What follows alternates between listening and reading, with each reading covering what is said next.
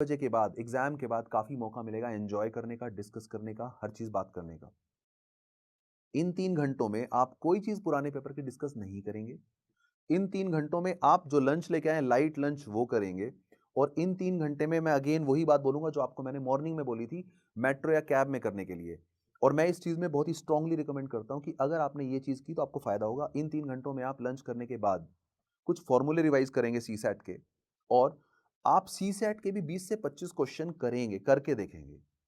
Again आपका जो mind है और उसमें 10 क्वेश्चन मैथ्स के और 10 क्वेश्चन इंग्लिश के, क्योंकि जो आपका माइंड है वो धीरे धीरे उस माहौल में ढल जाएगा कि जब आप एग्जामिनेशन हॉल में जाएंगे अगेन 2:30 बजे, तो आपका माइंड उस तरीके से काम करने लगेगा, क्योंकि आप मैथ्स के फॉर्मूले, numbers, English, vocab, reading speed, ये सब चीजें आपकी माइंड थोड़ा अडेप्ट कर चुका होगा।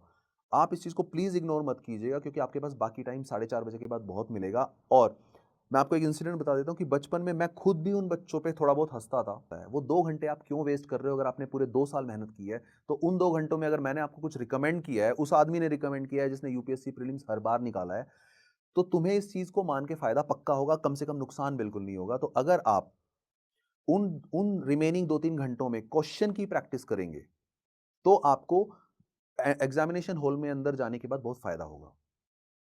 अब जब सीसैट का पेपर शुरू होगा, जो कि आजकल बहुत बड़ा चैलेंज उभर के आया है, उसमें 2 घंटे में आपको क्या करना है? देखिए, जीएस में मैंने बोला था आपको 100 के 100 क्वेश्चन अटेम्प्ट करने की कोशिश करनी है या फिर 90 करने हैं। और मैंने आपको कैलकुलेशन भी दी थी कि 60 सही 40 गलत तो भी 90 प्लस स्कोर। सीसैट में थोड़ा स्ट्रैटेजी डिफरेंट है। सीसैट में आपको 80 के 80 क्वेश्चन अटेम्प्ट नहीं करने हैं। सीसैट में आपको करना है, मैं कहूंगा 55 से 60 क्वेश्चन, यानी कि यहाँ पे 20-25 क्वेश्चन आप छोड़ सकते हो। और यहाँ पे भी वही कैलकुलेशन है, और आपको कैलकुलेशन सुन के बहुत आश्चर्य होगा, क्योंकि मैं बार बार बोल रहा हूँ, इंजीनियर्स पहले से कैलकुलेट करके जाते हैं कि गलत होने दो, गलत होके भी सिलेक्शन हो रहा है तो हमें ऐसे गलत करने चाहिए। 60 क्वेश्चन अटेम्प्ट करो, 35 सही 25 गलत, 35 करेक्ट 25 रॉन्ग, तब भी आप कट ऑफ क्लियर कर रहे हैं।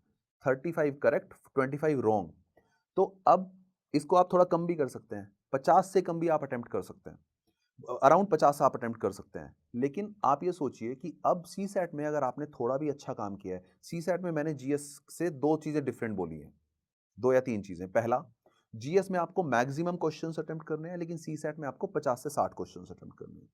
जीएस में आपको क्वेश्चन नंबर 1 से सीरियली चलना है, सी सैट में आपको केवल वो क्वेश्चंस पहले करने हैं जिनमें आप बेहतर हैं।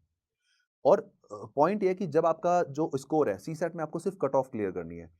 अगर आप ये दोनों चीजें फॉलो करेंगे, तो आपका सी सैट भी क्लियर होगा। सीसैट को क्लियर करने के बाद, या फिर जितने भी अटेम्प्ट्स हैं आपने पूरा अगर अच्छे से किया है, उसके बाद सीसैट में आपको सिर्फ 2 ही राउंड राउंड काफ़ी हैं।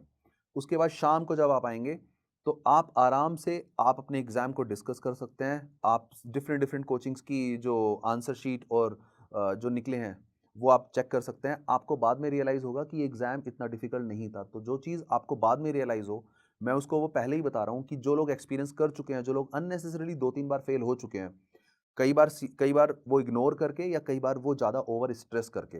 हमारी जो एक्सपेक्टेशन है अपने आप से और यूपीएससी से अगर थोड़ी कम है, और अगर हम इस एग्ज़ाम को नॉर्मल वे में लेंगे, और अगर हम इस एग्ज़ाम तो ही हम हमारा जो बेहतर है, बेस्ट है, वो अंदर से नॉर्मली बाहर आ पाएगा। अगर हम इस एग्ज़ाम के लिए ज़्यादा प्रेशर लेंगे, तो हम पेपर के टाइम पे थोड़ा नर्वस होके कुछ ना कुछ गलतियाँ कर देंगे। तो मुझे पूरी उम्मीद है कि इन 15-20 मिनट की टॉक को अगर आप सुनेंगे, तो आपको इन पैथ सिमिलर लगते हैं। तो आपको वहाँ पहुँचने के बाद पता लगता है कि वो सेंटर ही दूसरा है। आप प्लीज़ इतना पैनिक मत होइए। यूपीएससी के जो एग्ज़ामिनेशन सेंटर होते हैं, उनके नाम बहुत सिमिलर लगते हैं। तो आपको वहाँ पहुँचने के बाद पता लगता है कि वो सेंटर ही दूसरा है। आप प्लीज़ इतना पैनिक मत होइए। नॉलेज के बेस पे एग्ज़ाम 100% नहीं निकलेगा, स्ट्रैटेजी से निकलेगा। स्मार्ट स्टूडेंट वो होता है जो अपने रिटर्न ऑन इन्वेस्टमेंट पे फोकस करता है। अटेम्प्ट ज़्यादा करना है, गलत करने से नहीं घबराना है। तब भी आपका प्री क्लियर हो रहा है, तो जो जीता वो सिकंदर।